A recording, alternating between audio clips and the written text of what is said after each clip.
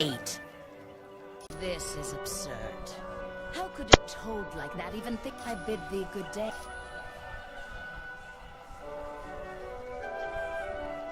Anyway, we left off, and Weasel was sort of trying to make inroads on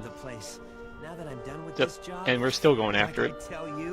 Doesn't look like we have anything. Once things have cooled down, I'll contact you for my pay.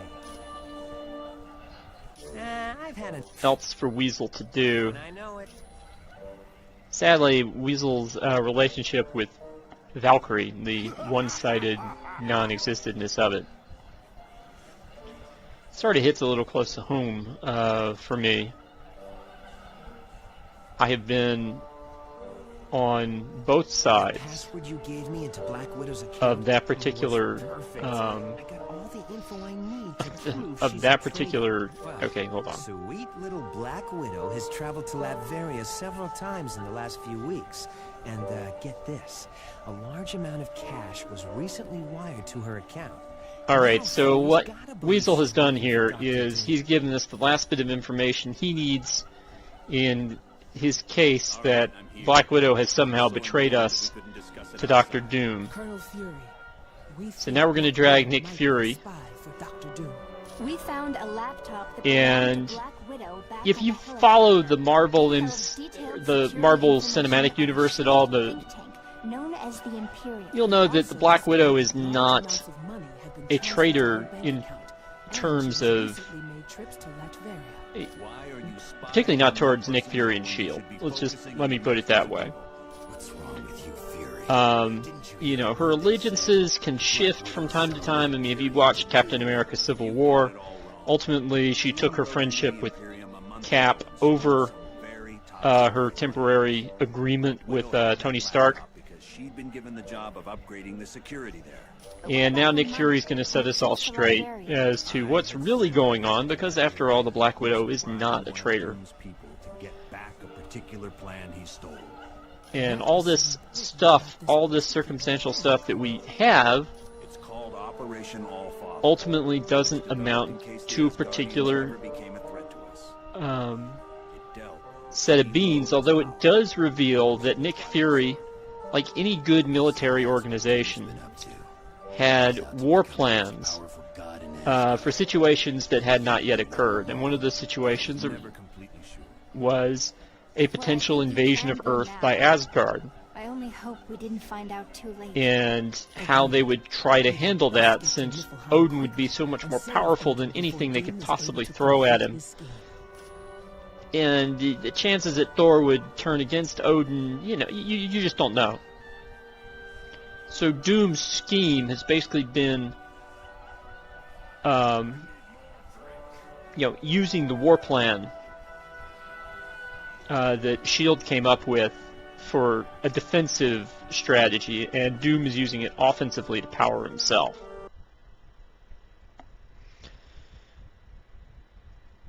Which does lead to an interesting point, besides the fact that we've defeated at least one person in this scene. We are willing to do what must be done for success. Fear not, Dr. Doom. I am prepared. But it's funny that Doom could not get his own idea. He had to borrow one from Nick Fury and S.H.I.E.L.D.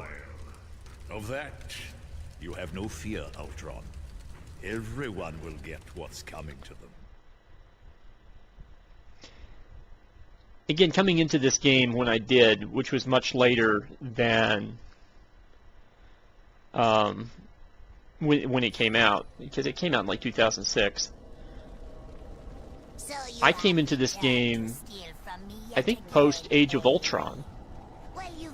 So, you know, whenever you run into Ultron in this game, like you did in the last cutscene, I think you've mistaken us for somebody else. You know, I just keep. We're not thieves.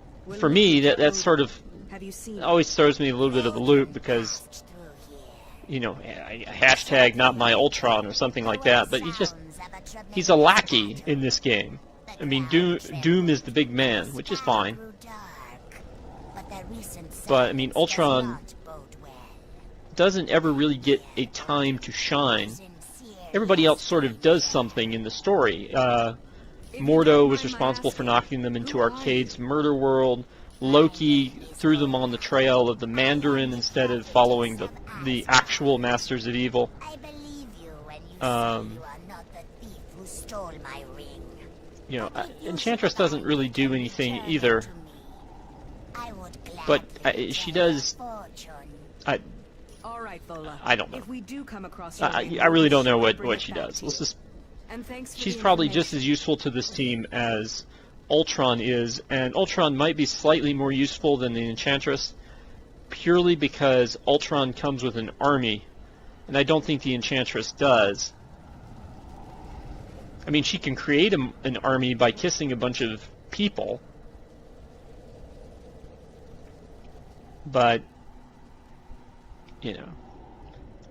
Anyway, this is Niffleheim. This is the Frost Giant realm, and our enemies are going to change. We're going to be fighting Asgardians. The game makes it seem like maybe there's zombies. I'm not really sure, or mind controlled or something.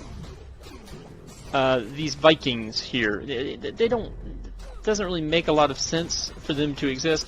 Also, as you're going to see in this particular section, you're going to run across more characters who need some sort of special move to weaken them before they can be hurt. And that's going to get annoying.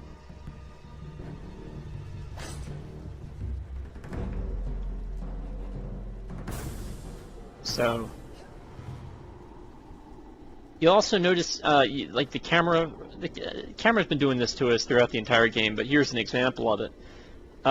At certain points, the camera is like fighting against the terrain and forced a sort of rearrangement of things,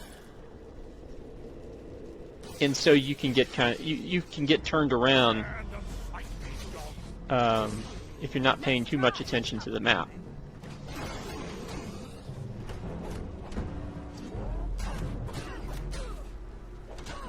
But at this point in the playthrough, I am maining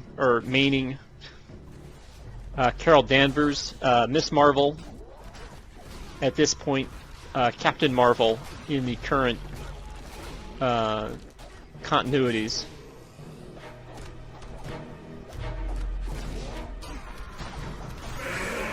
Everyone all right? I think I mentioned that. I think I've mentioned before the Captain Marvel movie coming out not this year, but next year. Which I think is going to heavily draw from the Kree-Skrull War, or something like that. Just instead of a lot of Avengers, we're going to have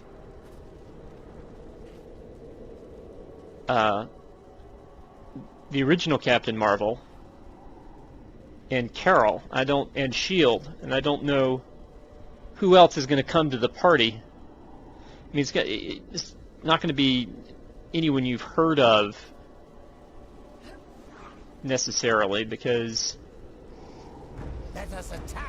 none of them are. It's supposed to be a story that takes place in the 90s, and until the I Am Iron Man moment in the 2000s, or 2008, I guess, there isn't really another superhero to call upon. I mean, I guess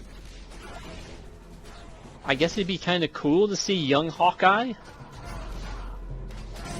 And Black Widow is already aged too young.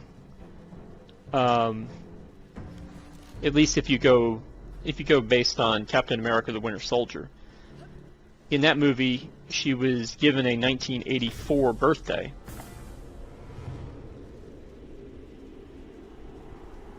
You know, which makes her training at the hands of the KGB. She would have been all of 7 when the Soviet Union fell. And I thought you might be a challenge. Nice try. And maybe she was already being trained at that time. I mean, the flashbacks we get in like Age of Ultron and some of the other things.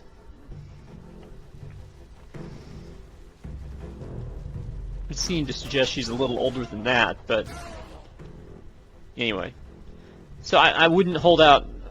It wouldn't make a lot of sense for a young Black Widow to be part of the Captain Marvel movie.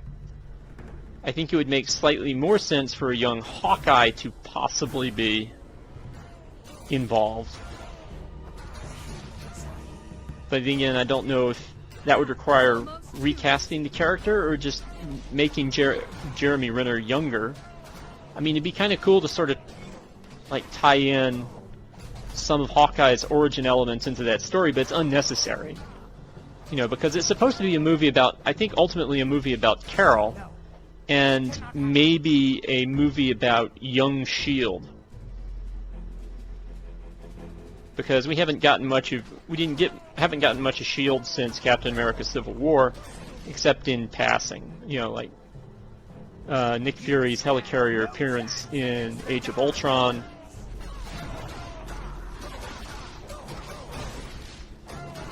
You know, that's about as much S.H.I.E.L.D. And Nick Fury as we've seen in a while. Something that Samuel L. Jackson wasn't particularly happy with, because he talked about his need, or his interest in being involved in the Black Panther film.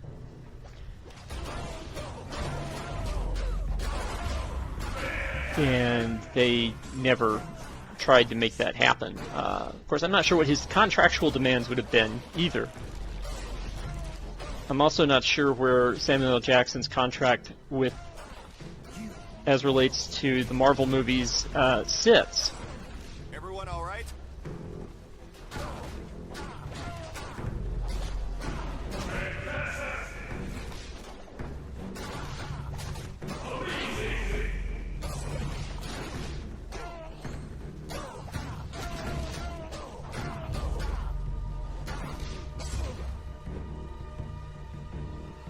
But there are a couple of things about S.H.I.E.L.D. that need answers, and not answers. I mean, not need answers as in we absolutely have to know this about certain S.H.I.E.L.D. characters, because we don't. I mean, you know, there's been 6 seasons of Agents of S.H.I.E.L.D. at this point, so we've gotten lots of Phil Coulson and that kind of thing. You know, and Daisy Johnson, and the relationship between S.H.I.E.L.D. and the Inhumans. But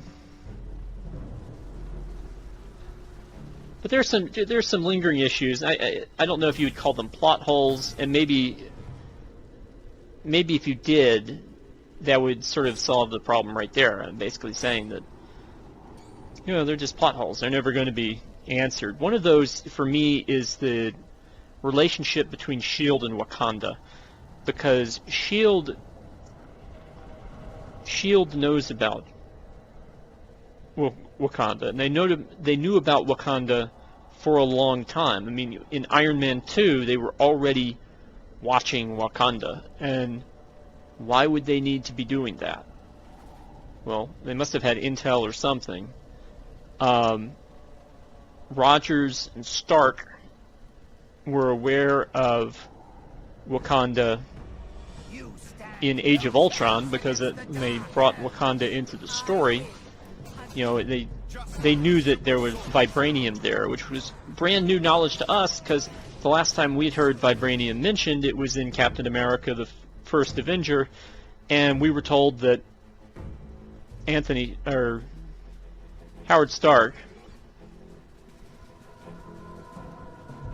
only had the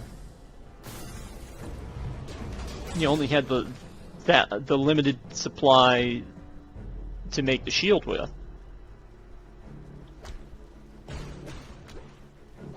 So S.H.I.E.L.D. clearly knew about Wakanda, but Wakanda in the movie Black Panther was also clearly trying not to be discovered by anybody else. You know, the antagonist Claw But I would not be too proud. Vola never told wasn't particularly well respected by anybody. I mean, so I don't think anyone took him seriously, and he seemed to be the only guy who had ever gotten into the country. Humans, don't tell me And we, you're of course, saw what happened in Age of Ultron with the vibranium he stole from them. The gods must truly be defeated to need allies such But, as these. you know, it doesn't seem like Claw, Challenge us? outside of Claw, that there are any other leaks about Wakanda. I mean, my gosh, the king of Wakanda killed his own brother to sort of prevent that kind of thing from happening at the beginning of the Black Panther movie.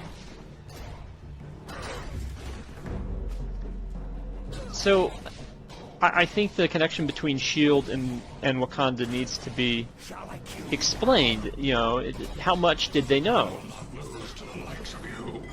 Because my personal theory about S.H.I.E.L.D. and Wakanda is, or at least about Wakanda, is that Emil Erskine, the guy who invented the super soldier serum, utilized the special plant from Wakanda in his serum formula. And the reason that his formula was unsuccessful with the Red Skull is because the plant had not been added to it at that time. He was able to perfect it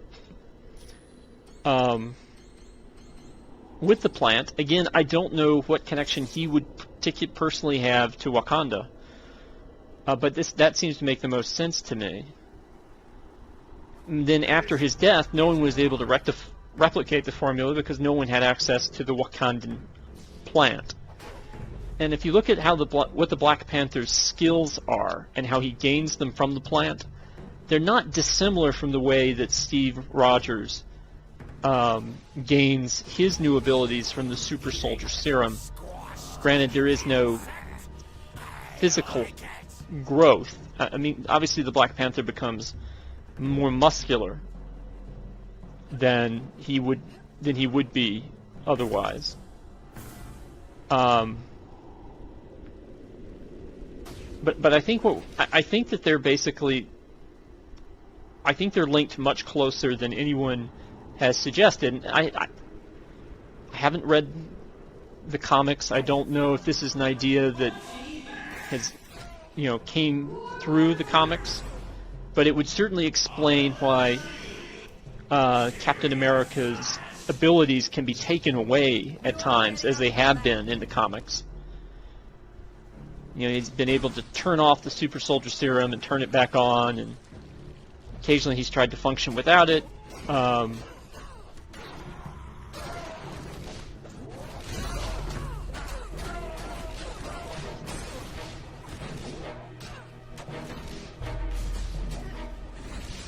But if it's behaves the way it does because of that Black Panther plant element is missing, and you can remove it the same way you remove the Black Panther can have it removed from his system, then those sort of things make more sense to me. But is it a huge fundamental question for the Marvel cinematic or the Marvel universe? No, it's not. One thing, Steve Rogers could be dead. He might be dead right now. I have not seen Infinity War. I don't know what the state of affairs is right now going into the fourth Avengers movie. I don't know if the fourth Avengers movie is going to be, you know, I don't know if Rogers is going to be in the fourth Avengers movie, or if his end was here.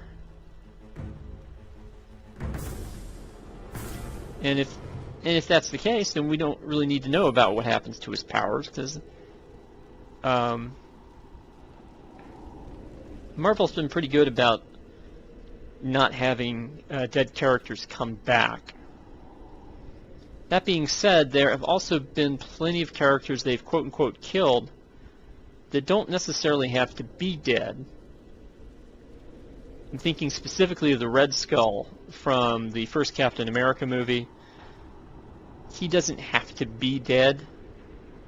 He could be transported away. So you did find my ring. I knew there was an honest You know, I think man Ronan the among Accuser you. has to be dead, but he's going to make it. He's going to make an appearance Keep it. in the Captain Marvel For I movie, of see course, because that we're you doing it in the need past. to show you the light. And I'm going to leave you guys Though that with this success will be prophecy, as this prophetess Vola is going to tell us that we're all going to